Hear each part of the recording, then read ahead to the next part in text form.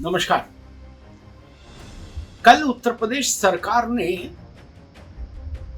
ये जमीन का कारोबार करने वाले बिल्डर और रियल एस्टेट के खिलाड़ियों का एक बड़ा खेल ध्वस्त कर दिया।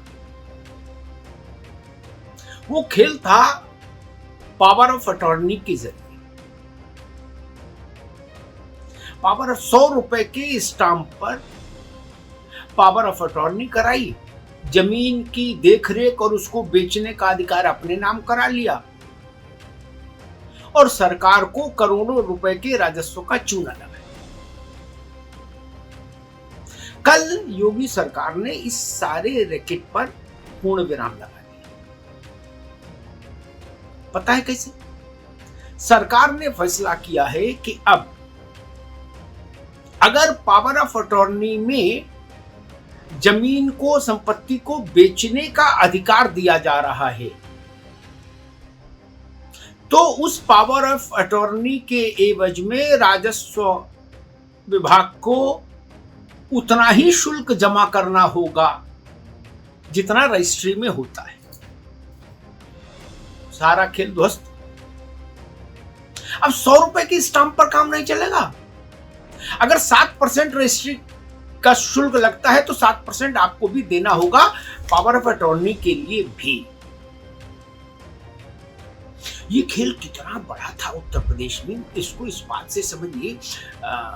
अभी कुछ वक्त पहले सरकार ने जांच कराई इस रैकेट की, तो पता लगा 5 साल में केवल पश्चिमी उत्तर प्रदेश में ही 1.5 लाख से ज्यादा पावर ऑफ अटॉर्नी ऐसी थी जिनमें जमीन को, संपत्ति को बेचने का अधिकार दिया गया 100 रुपए के स्टाम्प पेपर पर, और उसके बाद खेल हो गया, तो जमीन बिकती नहीं, सरकार को चूना लग गया।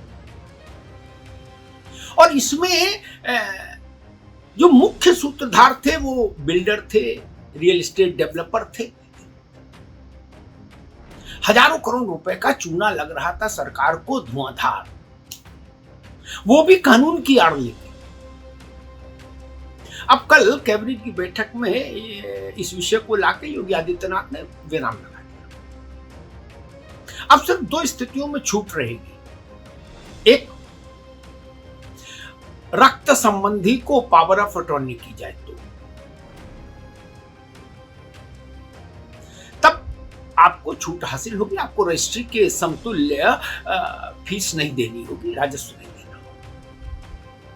या पावर ऑफ अटॉर्नी केवल संपत्ति की देखरेख तक सीमित रहे, यानी जिसको पावर ऑफ अटॉर्नी कर रहा है संपत्ति का मूल मालिक, वह व्यक्ति केवल केयर टेकर भर रह सकता है संपत्ति का, उसको बेच नहीं सकता। उसकी देखरेख करा सकता है, मरम्मत करा सकता है, चौकीदारी कर सकता है, उसकी बेच नहीं सकता। जैसे ही आप बेचने का अधिकार अपने हाथ में लेंगे, यानी जिसके नाम पावर ऑफ अटॉर्नी हो रही हो, वैसे ही उस पर रजिस्ट्री के बराबर की फीस जमा करनी होगी।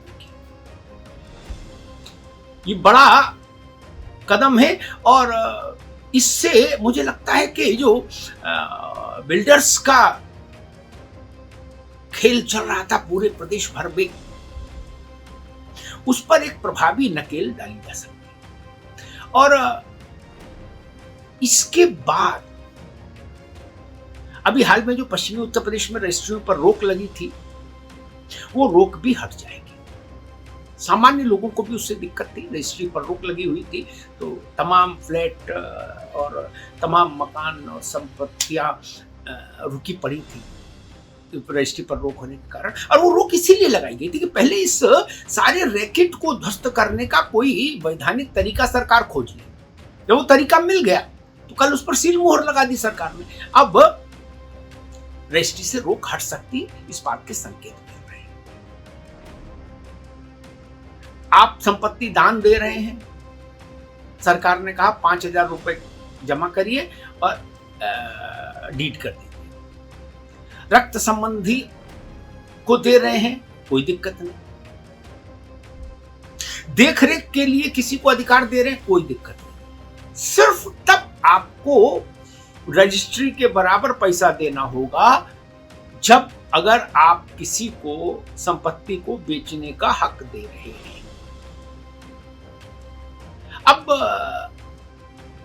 होता क्या है कि बिल्डर ने इसको ऐसे समझिए, किसान से जमीन ली, पावर ऑफ अटॉर्नी अपने नाम करा ली, उसमें बेचने का अधिकार भी ले लिया, जमीन के टुकड़े किए, उसका दाम आसमान पर पहुंचाया, समझिए, और उसके बाद रजिस्ट्री सीधे किसान से करा दी। किसान भी नुकसान में, सरकार भी नुकसान में, और पौवारा बिल्डर की। 100 रुपए के स्टाम्प पेपर का खेल था। सैकड़ों करोड़ों की जमीन का बारह न्यारा हो जाता था 100 करोड़ के स्टाम्प पेपर पर। अब वो काम बंद हो जाएगा, और वो काम बंद होगा तो मानकर चलिए राजस्व में बढ़ोतरी होगी, और जमीन को लेकर जो एक तरीके की तथाकथित कानूनी छतरी के नीचे खेल चल रहे थे, वो भी प्रभावी ढंग से नियंत्रित हो सकेंगे। सामान्य आदमी एक छोटा सा फ्लैट लेता है तो उस पर तमाम तरीके के शुल्क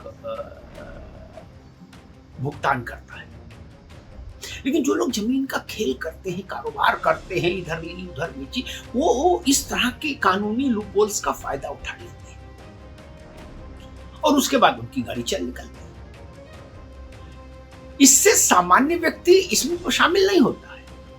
जितने केस उत्तर प्रदेश में जांच में पकड़े गए, उनमें भी किसी सामान्य व्यक्ति का ऐसा नहीं था किसी प्राइमरी स्कूल के अध्यापक का बैनामा पावर ऑफ अटॉर्नी नहीं, ज्यादातर जमीन का कारोबार करने वाले लोगों का मसला था।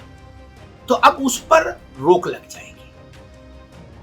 स्वागत किया जाना चाहिए इस तरह के कदमों का, जहां कानून के किसी हलछेद को अपनी ढाल के तौर पर इस्तेमाल करके लाभ उठाने की कोशिश की जाए। मुझे लगता है कि और भी ऐसे क्षेत्र हो सकते हैं जिनकी पड़ताल सरकार को समय समय पर करते रहना चाहिए, जहां इस ढंग के सुरक्षा कवच तलाश कर, इस ढंग की छतरियां ढूंढकर सरकार को राजस्व का चूना लगाया जाता है। ये एक बड़ा सेक्टर था जमीन का, रियल एस्टेट का, इस पर नकेल डाली है योगी सरकार ने। अब आने वाले समय में देखना होगा, क्योंकि जो कारोबारी है, बिल्डर है, उसमें और नियम कानून की जो व्यवस्था है उसके बीच में तू डाल में पात का भी संबंध होता है। अब देखना होगा कि इसकी तोड़ काट क्या ढूंढते हैं ये लोग, लेकिन फिलहाल के लिए ये पहल अच्छी है और इससे राजस्व में बढ़ोतरी होगी। धन्यवाद।